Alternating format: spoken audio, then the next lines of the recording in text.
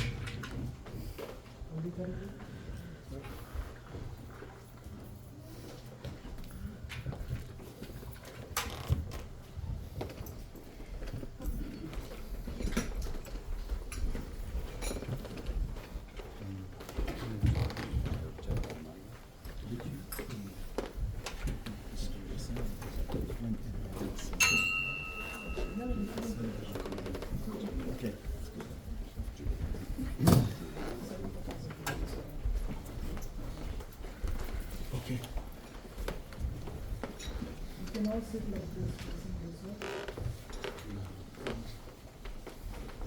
Okay, we can get the Matajis over here and the Pitajis over here. This is the way we do it in the old days. Women on one side and men on the other. Then you can get over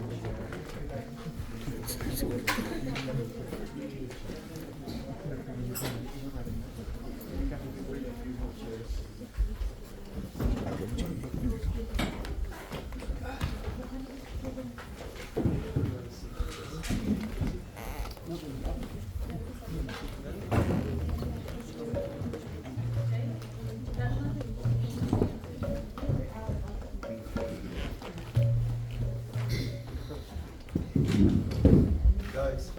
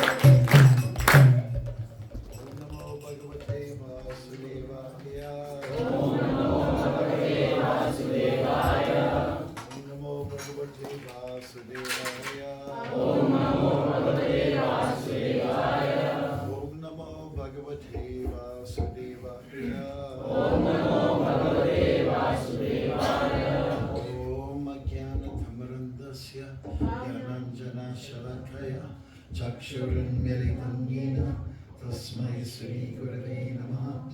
I was born in the darkest ignorance. My spiritual master opened my eyes with the torch of knowledge. I offer my respectful obeisances unto him. Srila Prabhupada ki Jai. Hare Krishna. Welcome to the program this morning. We're looking at the Srimad Bhagavatam, and it is Canto 1. We're looking at Chapter 5, Narada's instructions on Srimad Bhagavatam. And we'll start with verse 23, and we'll go till 31. Are you ready? Yes. Jai Ho. Okay, so 23 goes like this.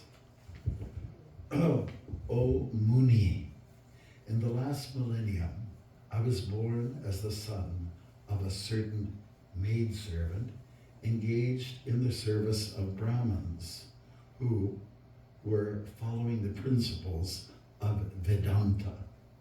When they were living together during the 4 months of the rainy season, I was engaged in their personal service. Text 24. Although they were impartial by nature, those followers of the Vedanta blessed me with their causeless mercy.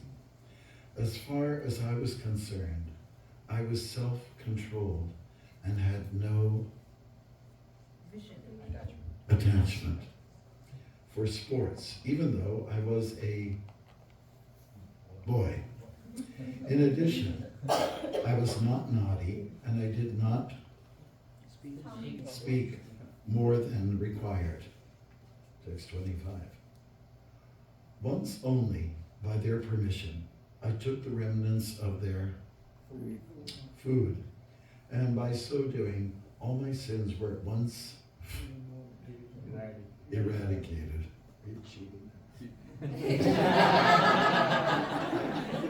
Thus, being engaged, I became purified in heart. Okay.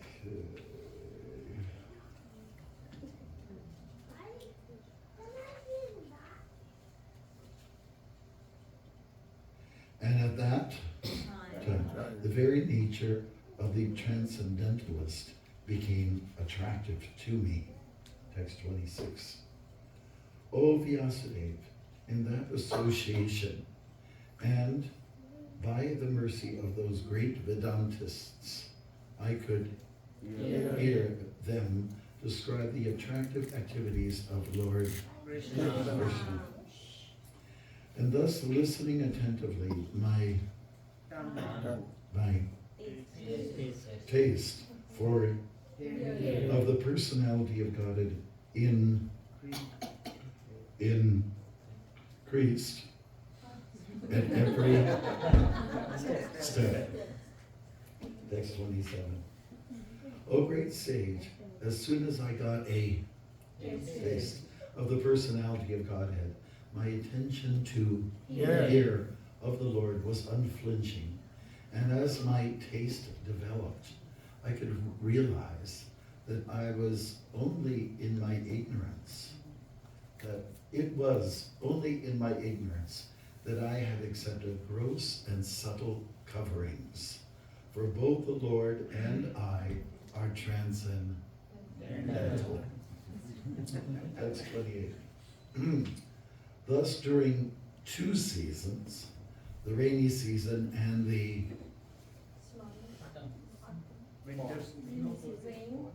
autumn rain,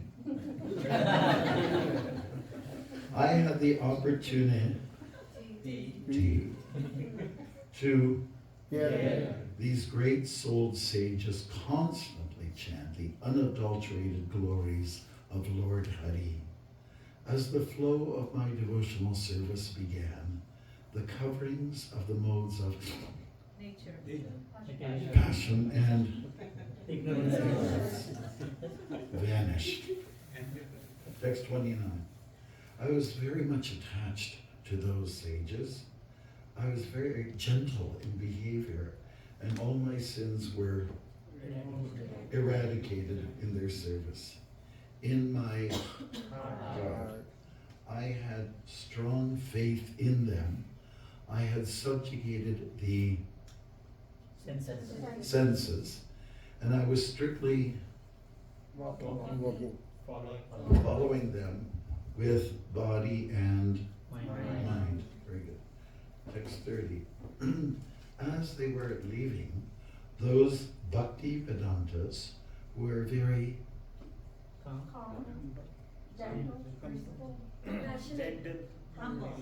rhymes with mind. Thank you. Kind. To poor-hearted souls, and they instructed me in the most confidential subject, which is instructed by the personality of God Himself. And now we're going into text 31, and this is the verse that we're going to be looking at in greater detail with the purport. Are you ready? All right. We don't have the verse on the board anywhere, right? Okay. Inaivaham bhagavato vasudevasya dehasa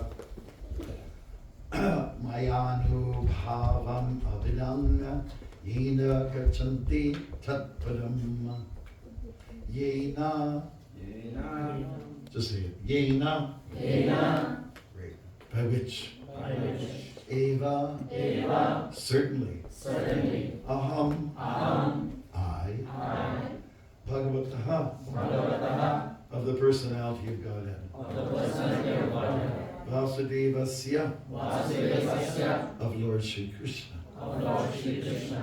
Vedasaha of the Supreme Creator. Maya energy. Anubhavam influence. Avidam easily understood. Yena by which gachanti they go. Tatpadam at the lotus feet of the Lord. Translation: by the confidential knowledge I could understand clearly the influence of the energy of Lord Krishna, the Creator, maintainer, and annihilator of everything. By knowing that, one can return to Him and personally meet Him. So you could just repeat after me. By that confidential knowledge, I could understand clearly the influence of the energy of Lord Sri Krishna, the Creator, maintainer, and annihilator of everything. By knowing that, one can return to Him and personally meet Him. Please don't show the purport. I'm going to read this out. Thank you. By devotional service or by the most confidential knowledge, one can understand very easily how the different energies of the Lord are working. One part of energy is manifesting the material world. The other superior part of His energy is manifesting the spiritual world. And the via medium energy is manifesting the living entities. Okay. Who are serving either of the above mentioned energies. The living entities serving material energy are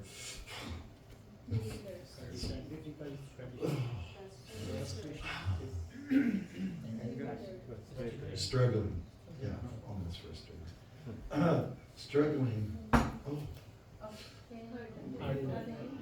Hard. Struggling hard. So I guess you understand what we're doing now. They are struggling hard for existence and happiness, which is presented to them as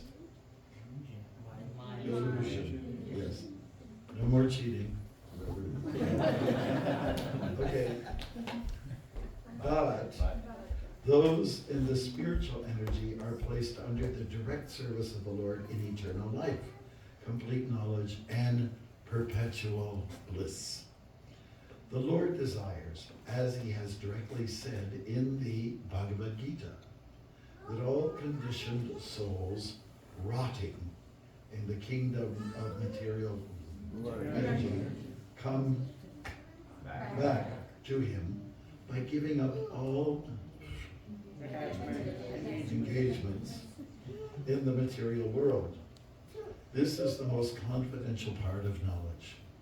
But this can be understood only. This can be understood only by the pure devotees, and only such devotees enter the kingdom of God to see him personally and serve him personally. Yeah. The concrete example is Narada himself, who attained this stage of eternal knowledge and eternal bliss. And the ways and means are given to all, provided one agrees to follow in the footsteps of Sri Narada Muni. According to Shruti, what are you doing? According to Shruti, the Supreme Lord has unlimited energies without effort by him, and these are described under three principal headings as above mentioned. Hare Krishna. Thank you very much for helping me.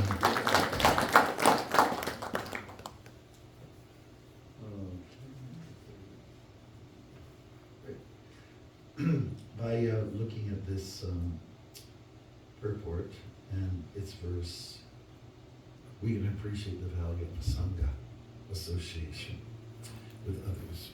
So you've decided to come here, it's 42 below, you weathered the weather, you decided it was important to have Sangha. You understood that real warmth is here, right, amongst ourselves, devotees. And we're hearing some, vital truths about the Absolute. And so one of the highest principles is Sangha. Chaitanya Mahaprabhu, whom you've heard of before, he stressed this as that's the first thing you do with your bhakti. You just get into the right company. As sad as it is, as much as it hurts, you like your old friends, and those friends and you did a lot of stuff together. The party stuff, everybody knows what a party is.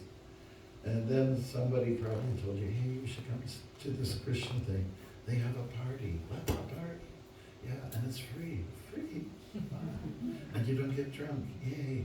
And you don't, rot your guts out because of drinking. And when it comes to smoking, well, you don't smoke yourself out either.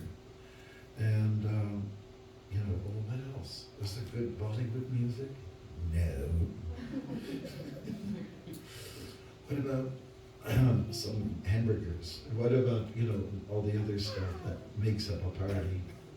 No. And then you may, well, how could it be fun? Just come and try it out. I was in Atlanta, Georgia, and as they say over there in the deep south, Atlanta, Georgia.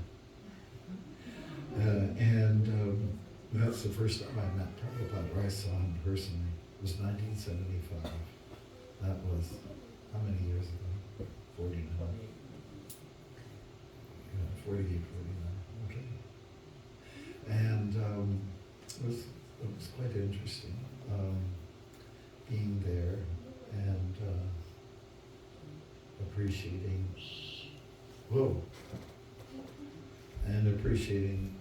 what a party is like, okay? Prabhupada was talking to us about how he first met his Guru Maharaj, Bhaktisiddhanta Saraswati. His picture is up there. And he was a college student. He was going to Scottish Churches College, run by Scotsmen. They were the teachers. And Prabhupada was a follower of Gandhi. So, he was a little bit radical in his thinking. And his friend, Naren, or let's call him Narendra, said, I've met a very nice saintly person. And Prabhupada in his youth said, when he was thinking, I know these people. I know those sadhus, some of them cheat. There was someone living in Kolkata, a neighbor next door, nearby, where Prabhupada was raised. And this guy got up in the morning, and he would go to some other side of town, put on saffron clothes, beg all day, and then come back with lots of loot. So is that a sage? Is that a rishi? Or is he a cheat? Which one do you think? Cheat? Yes? I just want confirmation. Yes. I just want to know you're with me or not. Okay, he was a cheat. And then, Prabhupada's father was very open to receive sadhus of all different kinds, and he would always feed them something. I guess you could say some of them were genuine and some of them were not. So we heard Prabhupada say, my friend Naren practically dragged me to this event where the nice saintly person was going to speak. And that nice person was Bhaktisiddhanta Saraswati. When Bhaktisiddhanta Saraswati saw Prabhupada, known as Abhaicharan at the time, with his friend Naren, he noted their clothes, how they conducted themselves, and right off the bat, Bhaktisiddhanta said, oh, you are a very nice, educated young man. You should share with the world the teachings of Chaitanya Mahaprabhu. Just like that. There was no real introduction. You already told them what seva to do, what service to do. That might be something you all could consider. How many of you are students? If not students in an institution, students of life, I guess. Those students? So that's everybody. Can I see your hands? I want to see the Virat Rup. Come on. All right. So some of you might consider, sharing, spreading Krishna consciousness with the outside world. The direction in those days was because India was under the subjugation of Great Britain, which was a little bit, I guess, great then, depending on who you talk to. And so Bhaktisiddhanta was saying, why don't you go to the English-speaking worlds and share the mercy of Chaitanya Mahaprabhu, the teachings. And Chaitanya Mahaprabhu's teachings are the teachings of Bhagavad Gita and the Bhagavatam. And also to narrow it down to a simple wording, I don't know if you want to call it simple wording, but Achincha Veda Veda Tattva. Achincha Veda Veda Tattva means inconceivable, simultaneous oneness but difference. So in the Shastras, in our reading and studies, sometimes you'll find there's what might appear to be contradictions. And, we learn how to embrace contradictory statements and hold them in together and say, yeah, based on time and circumstance, I accept oneness with difference. How can we more simply appreciate oneness with difference? Okay, sometimes we hear from the Vedantists that you are God, okay? And the answer is, yeah, maybe. Maybe a little God, would that be okay? A little God, but I'm not the T-H-E, with capital letters. I'm not the God. I'm not Bhagavan. And yeah, I'm just Chota. I'm just a little tiny little guy, Paquito, Paquito, small God. But I'm not God. I'm a little fragment of the big God. I'm a little drop of water from, say, the Bow River, but I'm not the Bow River. Okay. On the Bow River, there's fish that live there. On the Bow River, people kayak, and I heard some people in the winter they do the flip, in the winter when it's frigid and cold. And so there's a drop of water from the Bow River can't allow that to happen. It's just not going to take place. So as a little God, we have some freedom. You have some freedom as to whether to go outside or to stay inside, right? Sit by the fireplace and sing Kumbaya. Or you go outside and weather the cold. You have choices. That level of freedom makes you a kind of a God, but it's definitely a small one. So let us not be mistaken. We are small. There's nice verses in the Bhagavad Gita, chapter 9, that talks about the God being there and not being there. So it seems to be contradictory. Just like, say, how to understand that on a more practical level. Just like, say, for instance, Dwarkadish, are you here? I can just hear shh. That's the end, I guess. Pincharis always do that. They make noise. Shh. And behind the curtains. Okay. He did it again. So just like, say, for instance, Dwarkadish, he went out shopping, okay? But still, even though you came to visit him, he's not here, and you were disappointed, because he's a nice guy. You want to talk to him, or you want to complain to him, whatever. And he's not present, like physically, but he's present in terms of what he does here. He's the one that probably set up the chairs. He's the one that calls the shots in a certain kind of way. So he is present, but not present at the same time. Does that make any sense? Present, but not present. Okay. All of you live in an apartment, right? You stay in an apartment somewhere. You don't have a big house yet. Maybe some of you do, but you will one day, right? You'll be successful. You get a big house, and you have kirtans anyway.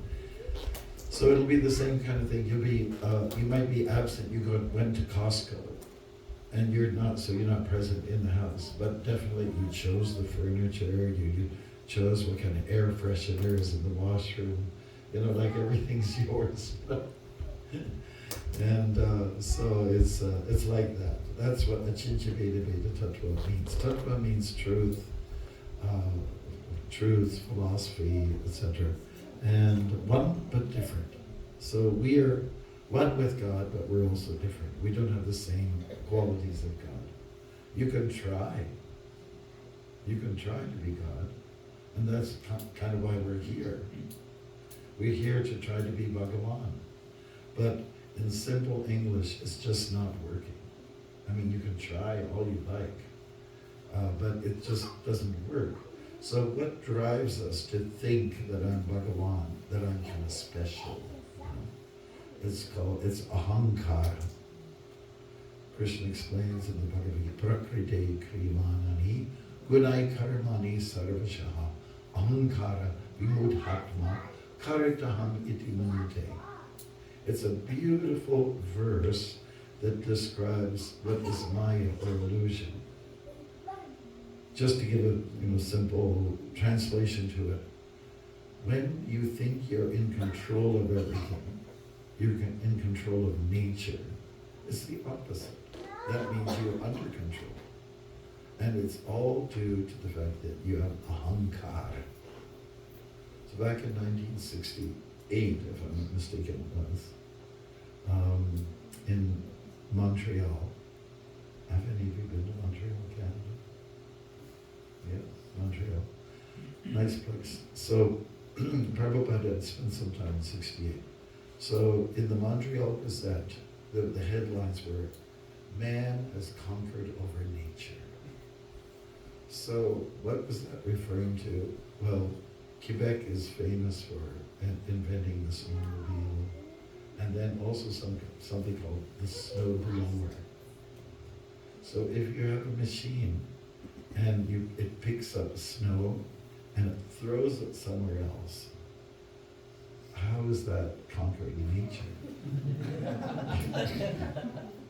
In fact, it's better to do it the old-fashioned way with a shovel. It's a better workout. You don't have to go to the gym. You know, you don't have to pay for membership. You just take a shovel, a snow shovel, and throw out to the other side, a little bit out of the way. And it is a good workout. When you come back into the house where it's warm, you say, oh, I feel so good now, and I feel so hot in here. I think I'm going to go back up. Yeah, so this is, we cannot make those kind of claims that we have conquered over nature. But if you do make those claims, that means that you are being devoured by ahankar. And it does kind of sound like a kind of a monster. Ahankar. Isn't it? So who has ahankar? Everyone, let's see the Virat group again. We all have ahankar. And that is what is holding up things. Okay, what are the things? The things are to work your way to get out of this physical world.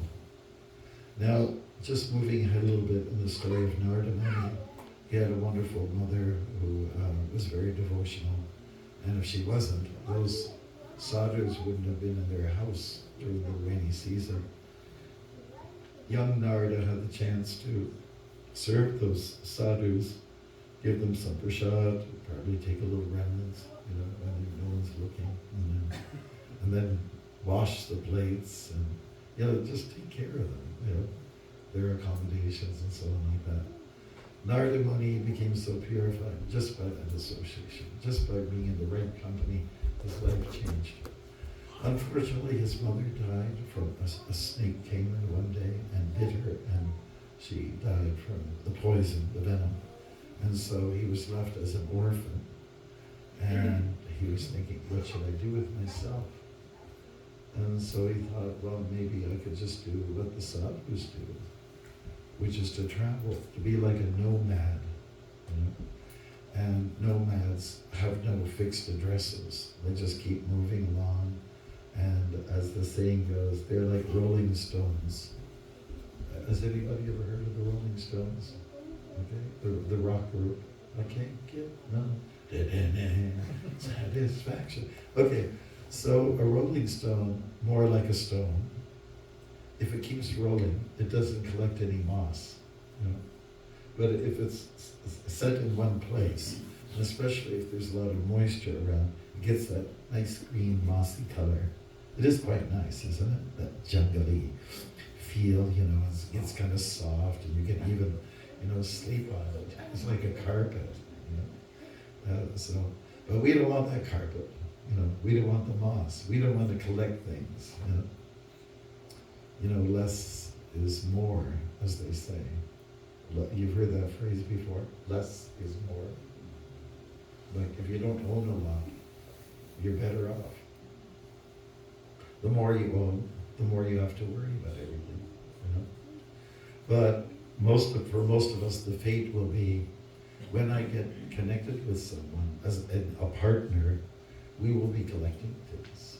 And we'll first of all collect a baby, and then the baby will have attachments to it.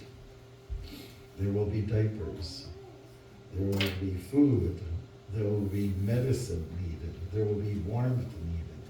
There will be care needed. So many things, And that's all okay. There's nothing wrong with it. In fact, we learn how to do service by having children, babies. Lately I've been saying, let's have some babies. Anytime I go to a wedding, I tell the devotee couple, please have lots of babies. Because when you have children, and especially if they're raised in the Vedic culture, they can do good work for the world. They can impact the world.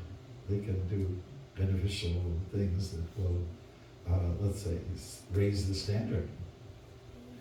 So if you see me and you're talking about, I do have a lot of young people say, Maharaj, I have some good news for you. And I said, I know what it is.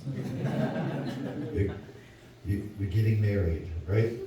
And then the second bit of news that comes, Maharaj, we have some good news for you. I know you're having a baby, okay? And then from there on said, great, that's number one. Keep adding on. Okay, so that will be my message if you invite me to your marriage, okay? Have babies, okay? And it's a great thing, because that's kind of like we're made for producing.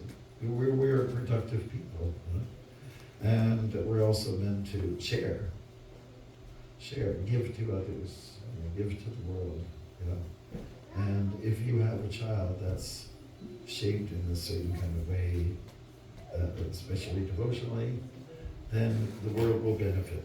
Now, Narada Muni, he's one of those kind of oddballs, if I can use that term. He didn't get married. As an orphan, he just started roaming. He went through the mountains, he went through the lowlands, and he went through along rivers, crossed rivers. He walked through orchards and fields, and I'm sure where there were herds of cows, all those kind of things. He lived a lifestyle that didn't allow him to get attached to physical things. But he did get attached to a few things. He got attached to Lord Krishna, he got attached to chanting Krishna's name, and so on like that. And of course, many of us know that he was a committed Vaishnava, names of Narayan. He was into Bhagavan. He was just into God. He was a godly person. And the world needs godly people. If there were no representatives of the personality of God in the world, we would be devoid of, there would be a big gap, I mean, last night when we finished the program here, I was looking at these new condos. They're relatively new, right? They've been here for 7 years or so. And I looked at the lights around and said, oh, those poor people, many of them don't have any sense of spirituality. They don't have any, bhakti activities. They might be nice people, but the spiritual component is missing. So when you have, let's say, teachers and deliverers of the philosophy of the Vedas, which means to be able to understand God, then something is bright in people's lives. But if there is a gap, an emptiness, and there's no spirituality whatsoever, then we find that something is amiss. And we are really cut out for that. We're cut out for spirituality. We're human beings. We question a lot. How many of you remember when you were a kid and you saw stars in the sky for the first time? Right? And here in the prairies, it's great. So you lie down, it's summertime, maybe a mosquito comes once in a while. You lie down outside, and then you look up and say, oh my God, OMG. And wow, how's it possible? It's so beautiful. And you see the Big Dipper and the Little Dipper, and you see these different personalities that are shaped by stars. It's pretty incredible. And you inquire about these things. So that inquiry is a sort of a human right, birthright. I don't think that animals really care. Like a bear, he'll care for it. Where's their food? He really couldn't give a damn about what's up there. If those stars were food, he'd try to get up there, but he can't, right? So there's another dimension to a spiritual life for human beings. humans have a special position in the world. And some humans are quite nasty or naughty, as the term was used here by Prabhupada, naughty, and some are nice. The phrase is about Santa Claus, whether you're naughty or nice. If you follow the Vedas, you're encouraged to be nice through service. You're encouraged to be nice to people. It doesn't matter their faith. You have to be nice, that's all. You have to be kind, demonstrate warmth. If you demonstrate sectarianism, like I belong to a certain faith, and we are the best, who cares for anybody else? They can go to hell. If they convert to what I believe in, they're fine. If they don't convert, maybe they should not even be here. There's some people who have that mentality, right? So it's not a matter of, let's say, ego. It's not a matter of arrogance. It's really a matter more of humility. And what goes along with humility is the eagerness to serve others, to take care of other people. That's what we're here for, to serve other people. One year I was at the main library there downtown in Regina, and I was asked to say some things. That was after I did my first walk across Canada. And I had a little slideshow presentation. And I had asked the folks, what you consider is the Dharma of the prairies. Dharma means like, how should I put it? It's the sort of the basic, the basis of a thing, the nature of a thing. That's what Dharma means. So I asked everyone there, so what is the name? First of all, what's the nature of the sun? And the answer is heat, light. The nature of snow, especially in Calgary in January. What is the nature of snow? Cold and wet, yes. And what is the nature of a chili pepper from South America? Hot and spicy, okay. What is the nature of, I asked Saskatchewan to be flat. If that's only in the south, you haven't traveled. If you go to the north, it's a different story. Was that flat and boring? No, not boring. Take it from a walker across the prairies. You see sunrises, you see sunsets, you see all kinds of birds. It's not boring at all. Shame on you. Yeah. But it's wheat. That was the answer I was looking for. Now it's canola or whatever, if they said either one. So then what is the nature of the soul? What is the nature of the Atma, the person, the individual? And can anybody say what's our nature? Service, yeah, service to others. That's definitely what it boils down to. And so while I was doing the presentation with the students, I couldn't help myself. I had to put some little insertion of something spiritual. Like, for instance, let's say, let's do a little game. It's something Prabhupada used to do. So please point to the top of your head. Point to the top of your head. Okay? Point to the tip of your nose. Point to your left shoulder. Point to your right big toe. Point to yourself.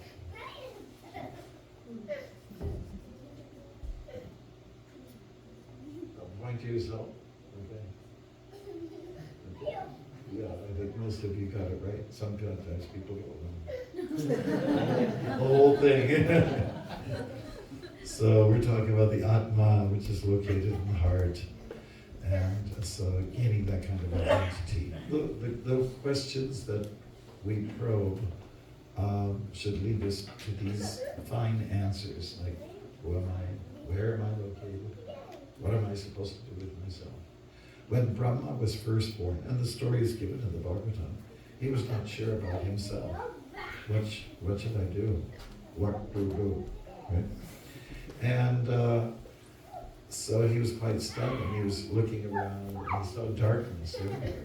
And then he went down the stem of the lotus, the cosmic lotus, and he just couldn't find anything. He just came back up, and when he heard a sound, it was 2 syllables, ta, pa. Ta, pa means austerity. And from austerity, when you take up austerity, which means voluntarily, you take up an inconvenience. It is for the sake of increasing power, self-power. And so, just like I said, when you go through the snow, people say, oh, why are you there? You know, those of you are from me, why are you there? 40 to low, come on. You know? And of course, some of us who are, white-skinned people who are 40 above, and then what are we doing there? You know? So there's all these extremes here. But the point is that you go through these austerities, it's to help build character. That's what it's for. Let's say, like recently, I was in Hawaii. I was in Honolulu, and I went to Maui, the other island. And, I like the place. People are nice. It was the rainy season. There's rainbows everywhere, every direction. And the weather doesn't change much. It's always moderate and so on. And people, anytime I mention I was in Hawaii, oh, you were whoa, okay. And I said, yeah, it's okay. But I do miss my raccoons and skunks and moose and bears and deer, because they don't have them there. They don't have anything there. They don't even have snakes. Life is incomplete without being freaked out by a snake crawling in front of you. It's not complete, right? No cobras. Mongoose, yes. Indentured laborers, they brought mongooses there because, the sugarcane fields, they thought, oh, the cobras hang around where the sugarcane is, so we have to bring mongoose. So mongoose, I saw, that's the biggest form of wildlife that I saw in Hawaii. Mongoose. The little thing, little critter. So, okay, it's nice, but it was missing some of the things that I like personally. You'll never find a perfect situation in this world. But perfection can be found in service. Wherever there is service, bhakti, there is something happening. It's a party. It's joyful experiences. The food is good. The people are nice, or they should be. So that's what you get from, going to a place where there's bhakti, where there's devotion. Devotion means love, and it's deeper than romance. It's deeper than he and she coming together. It's more than that. It's a very deep devotion. You give your heart to the Lord, to Krishna.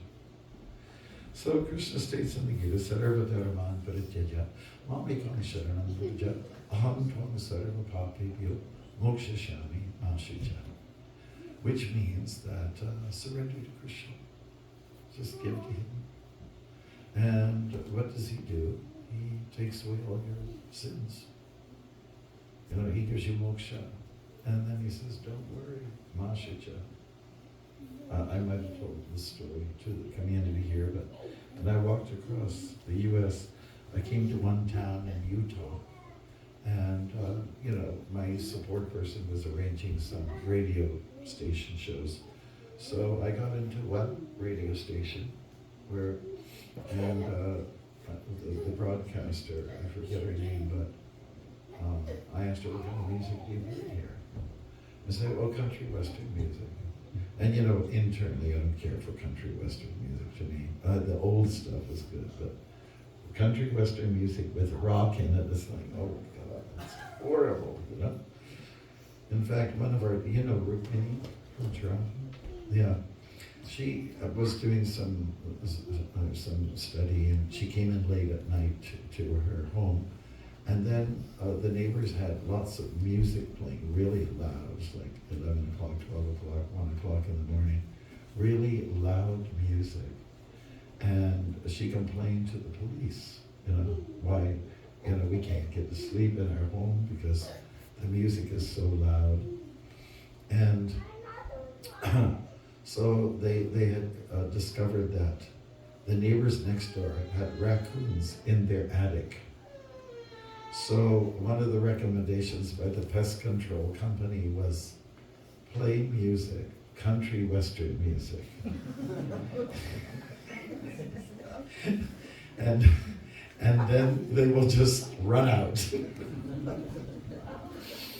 Right, so yeah, isn't that something? So if you want to get rid of raccoons in your attic, then play country western music real loud. Make sure there's an exit for them, and they usually know what it is. Okay, so let's get back to the radio station. So I asked them what kind of music they play. It's country western. So okay, great. Can I put in a request? I said, yeah, sure, why not?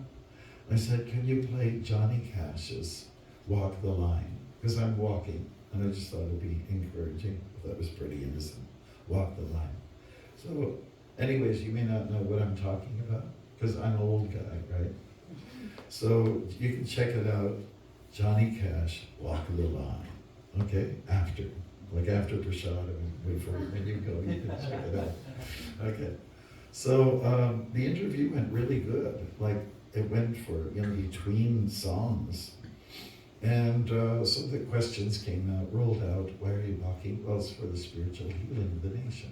I'm trying to encourage the walking culture, getting more in touch with nature, do what our ancestors did, whether you're Irish or, you have a Hindu background or Buddhist or Catholic, your ancestors probably walked somewhere for spiritual purposes.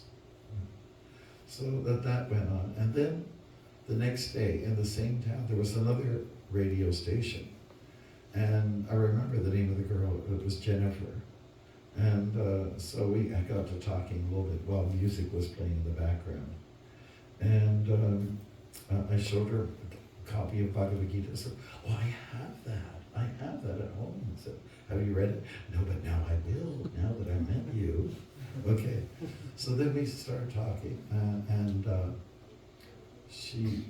I asked her, what kind of music do you play at this station? Because on the other one, they play country western. What kind of music? Well, we play pop music here. So then I thought of pop. Pop in Sanskrit means sin. And so I told that to her. I said, okay.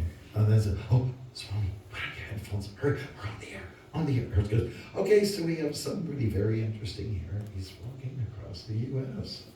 And his name is, let's see if I can pronounce it properly, Bhaktimarga Swami. I said, perfect, Jennifer. I said, and that's in the Sanskrit language. Now, we had a nice chat, and he asked me what kind of music we play. And I said, the Swami said, the monk said, it's pop means sin. And you see, that's why we have him on the show here, to deal with our sins. Yeah. So anyways, we're all sinners. We've all done some selfish things, and we feel sorry for it. If you don't feel sorry for your sins, well, you got to get kicked around a little bit more, right? Because for all bad things that we do, we get some, let's say reaction, we get some consequences, right? And they're usually quite negative when it's negative. When we do something positive things come. We don't know exactly when it comes. It doesn't always come right in cue, isn't it? Like, I did something good and no one appreciates what I did, But then later on, someone comes along and says, oh, you were so wonderful the way you dealt with people, the way you took care of them. So later on it comes. It doesn't always come when you want it. That's the nature of karma. So we are set to do wonderful things. Human beings are supposed to do incredible things, and we do actually need to take care of others. We are in a kind of a superior position. That doesn't mean we should be arrogant. It just means that we have dominion over others, means we take care of them, the animals, like that. And the last thing I'll say, when I walk through Alberta, there's a lot of prairie dogs. Those cute little things that put their heads out like this in the hole. And when they see a monk, they go. They like the little toys that you. Yeah. It's just like that. I'm coming. And then they come down under. And there was a time when it was a big problem for the prairie farmers because they were just multiplying like anything. And the farmers figured out, okay, let's put poison out there. So unfortunately, the predators to the prairie dogs were dying. And so whatever was there to create the balance a little bit was now being nullified, right? So there was, I saw a documentary. It was with, what's his name? The famous Chinese guy, Canadian guy. David Suzuki, I saw it. And at the Toronto Zoo, they brought in some, what do they call them? The predators. Look at that. Predator of prairie dogs. Look at it. Anybody, you all got phones, right? Whoever's the first gets a special blessing, I guess. No, it's not. Coyotes, bobcats, eagles, ox, foxes, badgers, weasels. Yeah, keep going, but there's more. Yeah. Ferret. Ferret! Yes, ferrets. So at the Toronto Zoo, they brought in some ferrets and they trained them to, from birth, like they trained them to be, predators, to be fighters and killers, right? So then they brought them to Saskatchewan, one of the areas where they proliferate the prairie dogs, and just to see how they would do. And in the daytime, if a ferret would attack a prairie dog, the prairie dog was bigger than the ferret, right? So the ferret would he'd back off. And then they found out something, their specialty, the ferrets, was get in there when they're sleeping at night, kind of like the story of Ashwatthama from the Mahabharata. Get them when they're sleeping, which is really kind of like low class, right? But in the animal kingdom, you can't say, you broke the law. It's natural instinct. So they would go and kill. So there was, according to David Suzuki, it was a successful program. And, because eventually they did survive. It was hard being in that cold climate. And yet coyotes would get after the ferrets and so on like that. So it's kind of a mean world out there.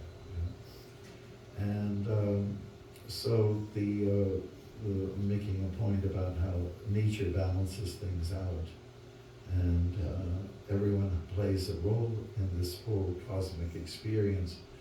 But as human beings, there has to be a group of people that will share wisdom, give blessings, do what we call samskars or sacraments, help people through the different phases of life, and even be some kind of counselors, people who speak positive, because there's a lot of negativity in the world, right? Just like, say, if any of you guys or girls, maybe you have a relationship, and a friendly relationship with the opposite sex, and then it falls apart, and then you're devastated. Has anybody been there before? No, I don't want to embarrass you. Okay. But it happens. People their hearts get broken, and then time heals, and then you don't give up, you try again. So, you need people who are going to be there to counsel, somebody, good listeners. And on that topic, listening is very important, it's very critical. It's the first of 9 devotional practices. Shravanam Kirtanam Vishnu, Smaranam Padasevanam, Archanam Vandanam Dasyam, Sakyam Atman Nivedanam. That was Prahlad Maharaj's statement. Anybody know Prahlad? Okay, let's use the other arm, the one that you don't use too much. Okay, unless if you don't know what I'm talking about, then you can't put up your hand. Prahlad he went to school, and his father was not such a nice guy. He was a terrorist. And yeah, so what have you learned in school? That's a natural question for a parent to ask, isn't it? When you're young. So how was school? And then it's either, or it could be, it was good. Or, not very good. Some bully attacked me. Okay, so maybe you know, it's a natural question. Hiranyi Kashipu asked his son how was school. So I didn't really learn very much. But I did learn, I didn't learn much in school, but I did learn from somewhere. And that, what I learned was, Shravanam, Kirtanam, Vishnu, Smarinam, Padasevanam, Arjanam, Vandanam, Dasyam, Sakyam, Nivedanam, which means that hearing and chanting about the Lord, Vishnu.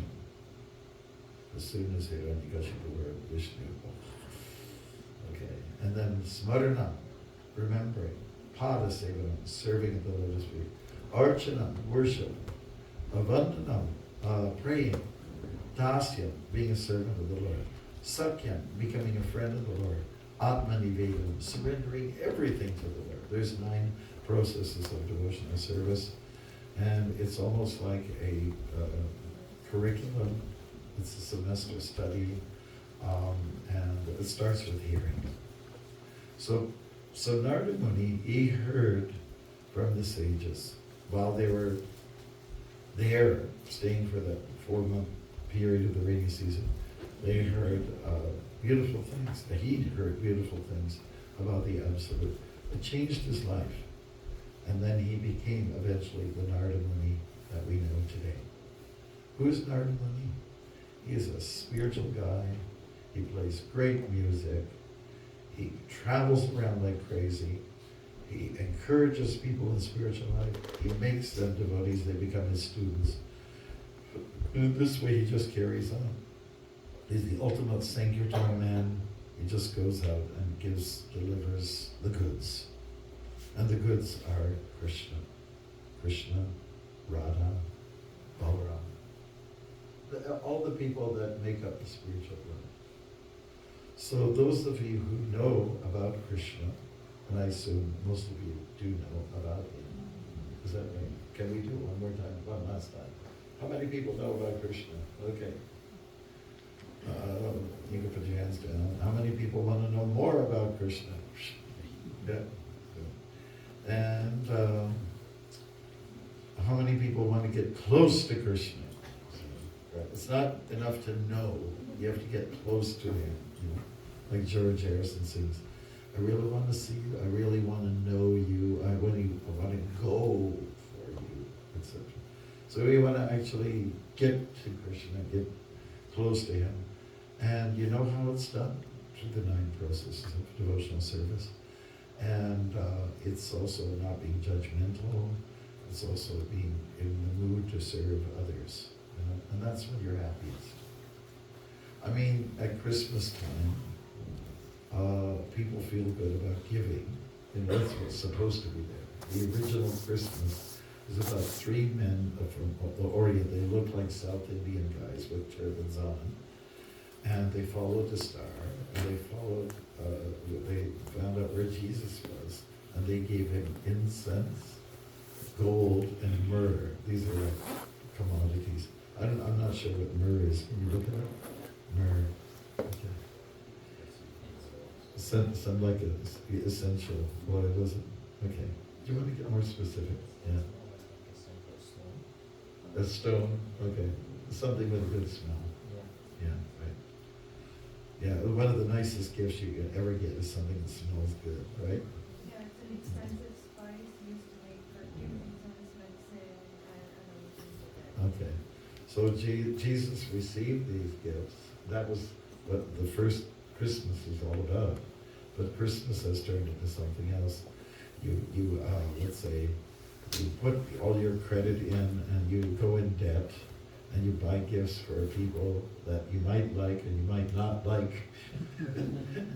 And nobody even thinks about giving to Jesus. In fact, it's Xmas. Christmas, they ruled him. He doesn't exist. Santa Claus, yes, but, Jesus, no. So it's become so degraded. We have to be very careful that we don't do those kind of things to Diwali, or we don't do that to Janmashtami, that it doesn't just become a party which is devoid of Ram or devoid of Krishna. We don't, but it can get there real easy. Let's introduce some drinking. Let's introduce some, Cuban cigars, whatever, I mean, just, if we can spoil something that's quite beautiful. So we don't have the right to do that, to be honest with you. Our only birthright again is to promote Krishna, to promote God. That's all. That's our purpose. So we want to thank you for coming here this morning to participate in promoting Krishna. And first of all, you have to embrace him yourself first. Be convinced of him, build up confidence, and then you're willing to share, willing to say, Krishna, yes. For so many years, I was traveling with the youth bus tour, and I did to this degree. I don't know if they came by this last summer, 2023. The youth bus tour. I don't know. Did they come? They did. Okay, yeah. They did a drama? Yes. They did the Gita. Yay, I directed it. I wasn't sure where they went because I dropped off in Toronto. Yeah, so when these young people join the bus tour, they're not sure whether they believe in God, some of them. Some of them are not sure about the Krishna thing. But once they get on that tour with like-minded other people who are not sure, and they get into kirtan, and they have prasadam together, they build up incredible friendship, their life changes. And then many of those kids, they stay, with their emails, they just, Facebook, Instagram, they just stay connected with everybody, all their friends. It's a life-changing experience. So for our young folks, it's a great program. And we have other programs that are working pretty good. And we started one program called the Bhakti Academy, and we welcome young people, some of them who are students, some of them are working already, but not yet married, and they enroll in a 3-month course. You live in a temple, and you get a chance to do your studies during the day and your work, if you like. But in the morning and evening, you have bhakti programs, which involves chanting and eating nice food and mantra meditation, kirtan, all those things. And so that's a program that's really worked out well, and it's so attractive. So instead of staying in an apartment where you can just listen to Bollywood music once in a while, you can actually be in a spiritual environment and do service and learn a lot of techniques, learn the mantras and so on. So that's the bhakti program that we started, and it's up for grabs if you're interested in something like that. People ask, what age do you have to be in? Anywhere from 18 to 88. It doesn't matter. But usually we get younger folks joining us. So if you're interested in that, let me know. What else do we have? Oh yeah, I spoke to one of the young fathers who has a son. He's 15. So, okay, well, turning 16. And, we do have the Festival of India crew.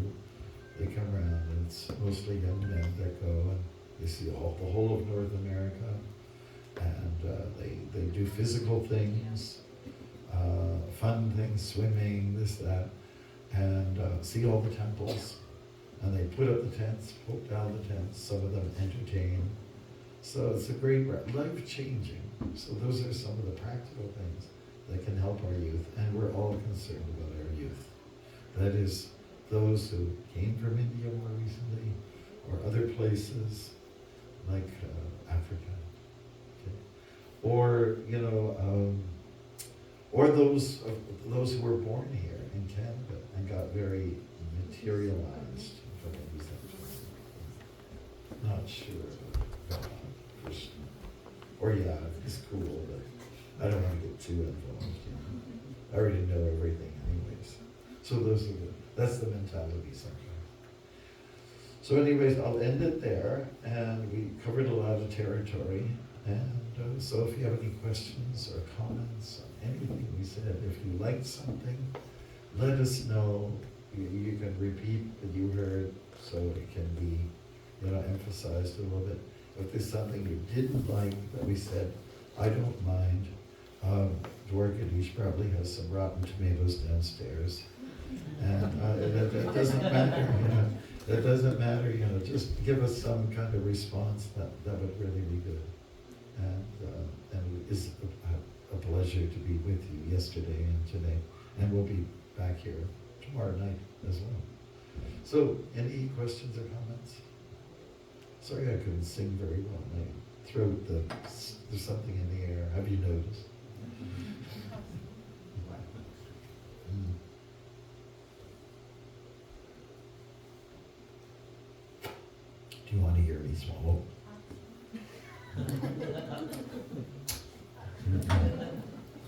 Okay, any questions or comments? Yes, Prabhu. So, Maharaj, you're telling about how you met Srila Prabhupada in Atlanta. So, if you can enlighten all of us how the journey began and what was the turning point in your life that inspired you to really take it up? Okay, well, I met him through the devotees first in the Christmas time, 1972, and but I didn't physically see him till 75, and February, month of February. How I got to the stage, well, I was born in Chatham, Ontario. I was raised on a farm, and we had all kinds of animals. And they were our companions, they were our friends.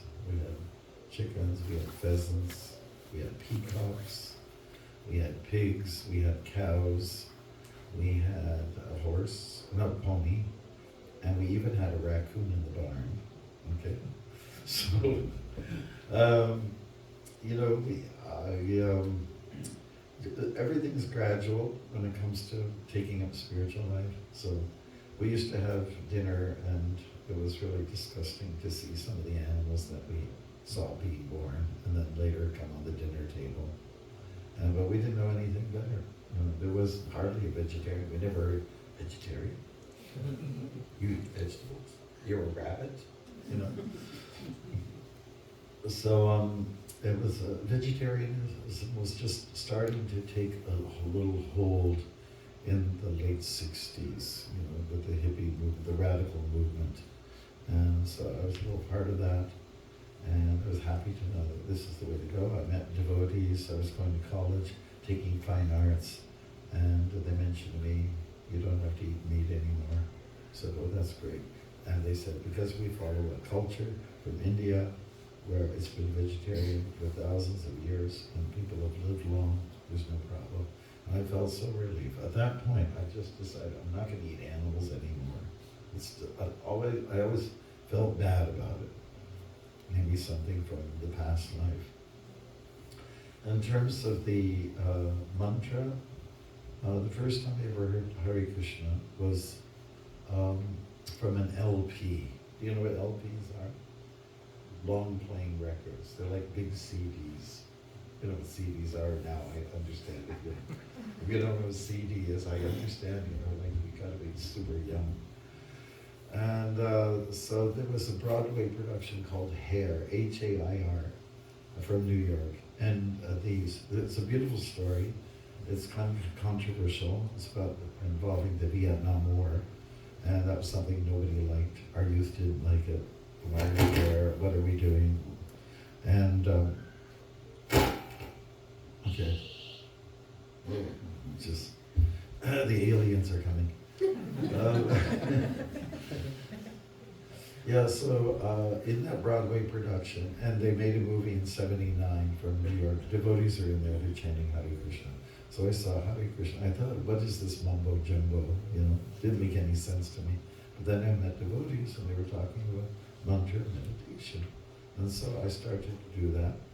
And I could relate to it totally, because I was raised Catholic, so we used to pray in the rosary. So the Catholics have 54 beads on the strand. And then I saw, oh, this is 108, double what the Catholics do. And I could relate to this. And also the whole culture of Krishna consciousness was about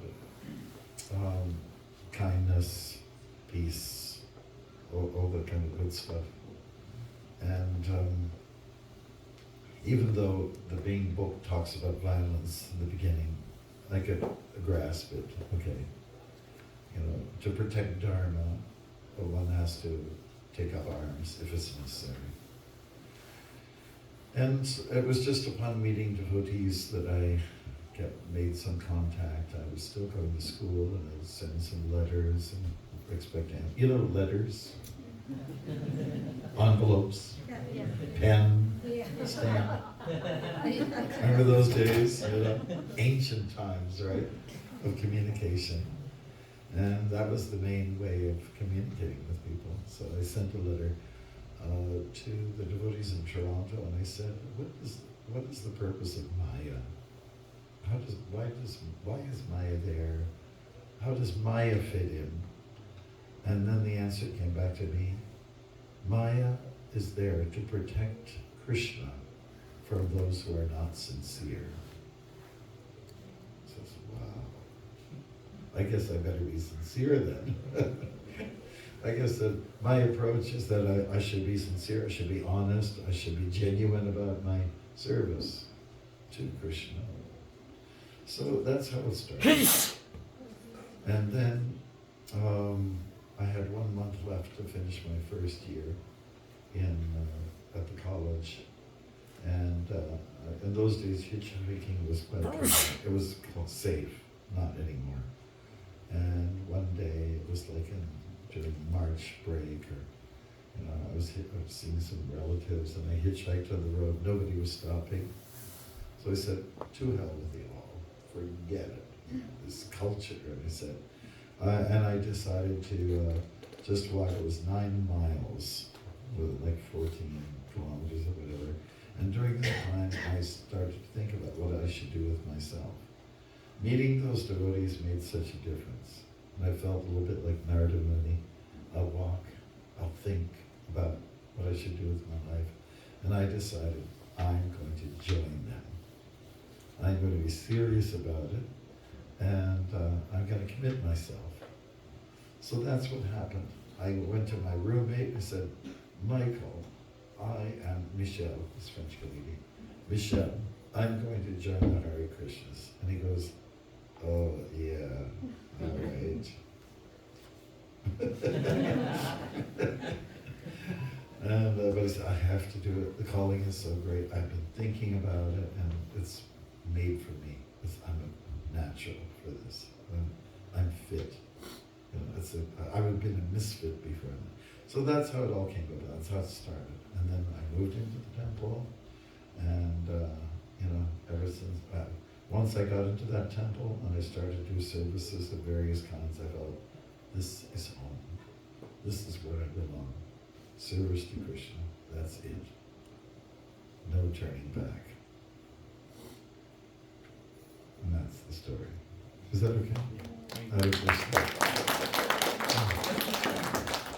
question in the chat here. It says, how do we best apply our own personal dharma in Krishna's service? How do we best apply our dharma in Krishna service? Well, it depends what the person understands about dharma.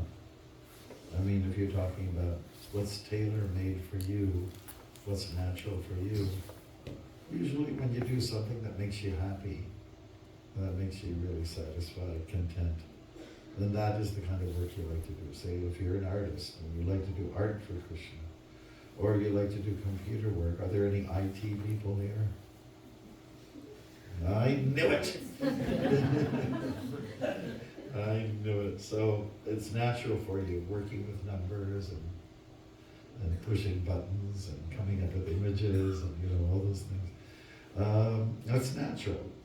It's natural for you, so that's where you're meant to be. Somehow or other, if you can do that, when your career makes you happy, that's fine. The balance of it, give it to Krishna. Perhaps you can even, put together some nice websites for Krishna. Dovetail it. That's what Prabhupada used to say. So determine what your dharma is, what's natural for you, and do it for Krishna. Yat karashi, yat ashnisi, yat jahoshi, dadasi yat. In chapter 9 of Bhagavad Gita, Krishna says, whatever you do, whatever you are offering, etc., do it as an offering to me. Do it for Krishna. Do it for God. Is that okay? To the person out there in Snowland or whatever? Anything else, Prabhu's? Any other questions? Okay, then I have a question for you. Tell me something that resonated with you that we just said, in the last hour or so. Was there something that made sense or didn't make sense? Or was there anything? I just want to hear from you. Yes, but what is it? What was it? How the association of great devotees transforms our life. Okay. How even a little association of great devotees transform our life, like from Narada Muni, how he got the Srimad Bhaktivedanta, and by hearing from them and then having the remnants of their food, how his life got transformed. So, Great. Thank you. Very good. Who else wants to get some applause? Anybody else? Okay. The point I liked is how, like Prabhupada says, chewing the chewed. So our natural constitution position is to serve, and we are trying to find happiness, as you said about, you used this word as misfit. We're trying to fit ourselves, which is not our natural place. And that's where we understand that this is where we can find that true happiness, for which we've been longing for. Great. Wonderful. Anybody else? Any other person? Did I see something go up? When you said that you felt like this is home, Home. yeah. So like after 5 days of working, when we come to the temple, for part of that time we feel this is home. You feel it. When I saw you earlier on there, this lady, she's feeling at home. The way you were smiling. How do you-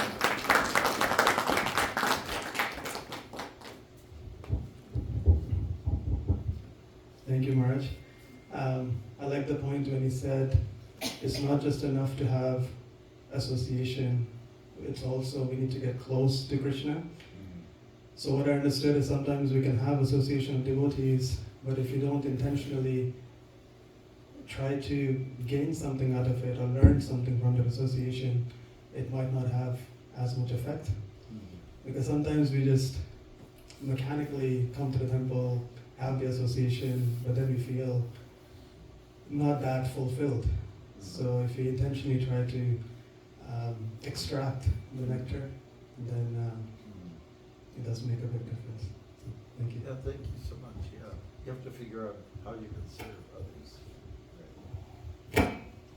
Bravo. Anything else?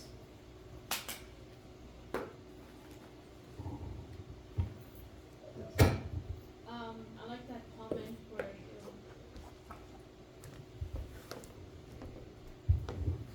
when you had asked what is Maya, and the answer was Maya is there to protect Krishna from people that are not serious. Yes. So that resonates well. Sincere, yeah. Bravo. Yes. Anything else? Prabhu over there.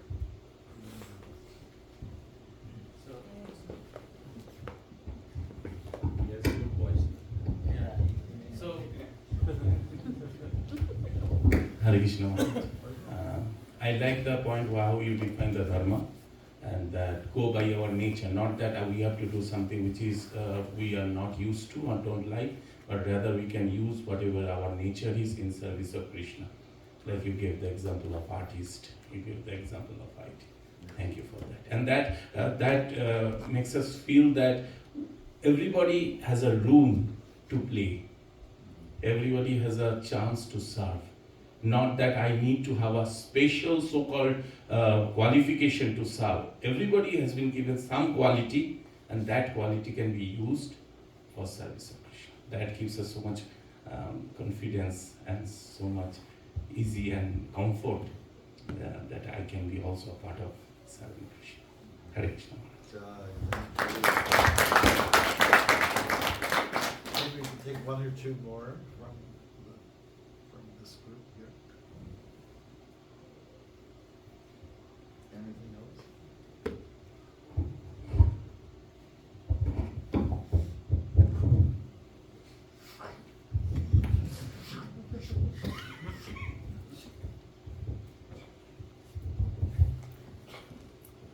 Why don't you ask something? Just use. So we have our acquired nature, and that can be encouraging to be able to offer that in service. But since our dharma is service in general, how can we develop that positive attitude towards service? Because we all serve our jobs, and not everybody likes their jobs, so it's easy to become negative towards service. Well,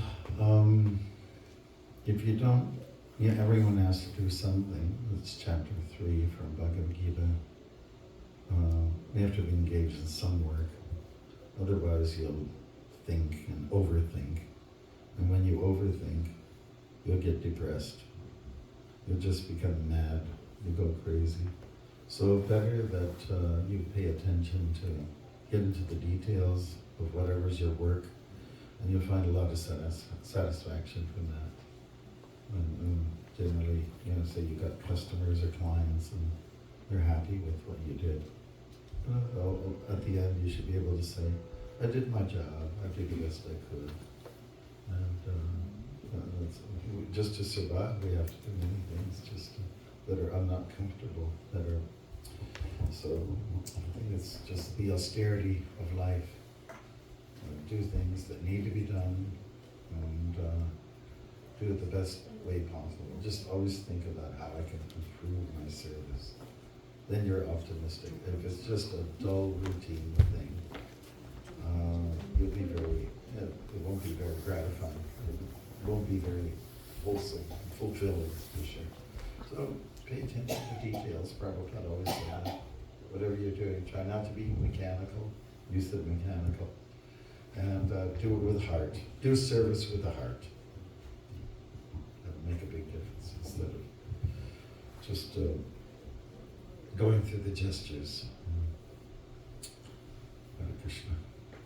Yeah. Okay, so I'm not sure what else is happening now with this one. Do we merge?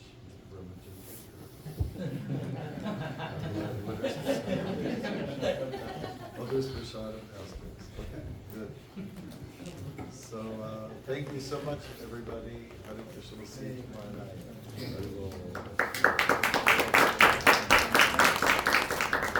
I'm going to throw the garland out.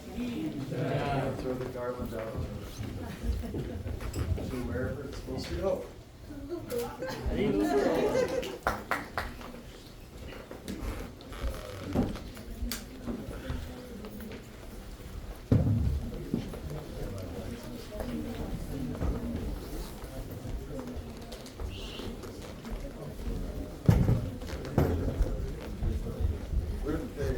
Happy birthday to you.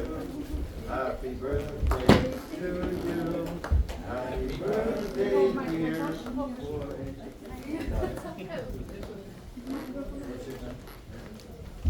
Siddharth. Happy birthday to you. Hare Krishna to you. Hare Krishna to you. Hare Krishna, dear Siddharth. Hare Krishna to you. Hare Rama to you. Hare Rama.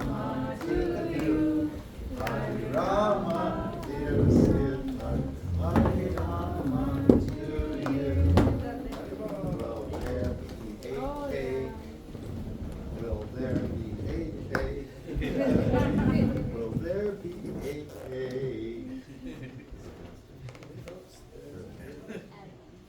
And it will be at his home. You're all welcome. Hare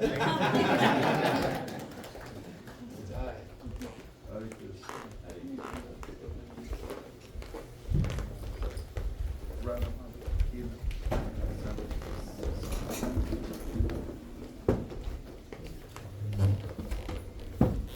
Great. Hare Krishna. Up to mine. Okay, thank you very much. Maybe if somebody else who brought books with us, show your hands.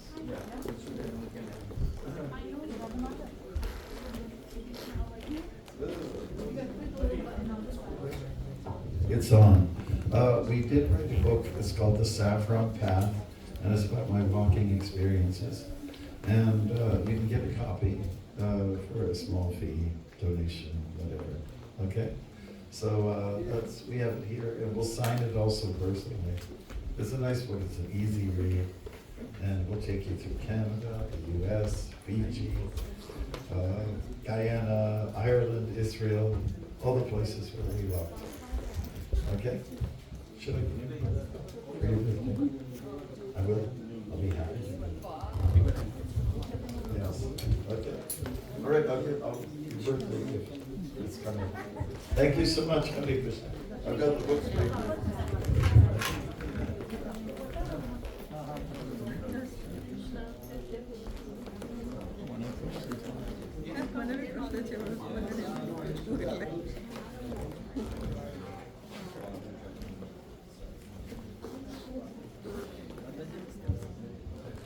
Hare Krishna. There is a Honda CRV that is blocking the way. It's 5259. Can you please, whoever it is, can you please move it?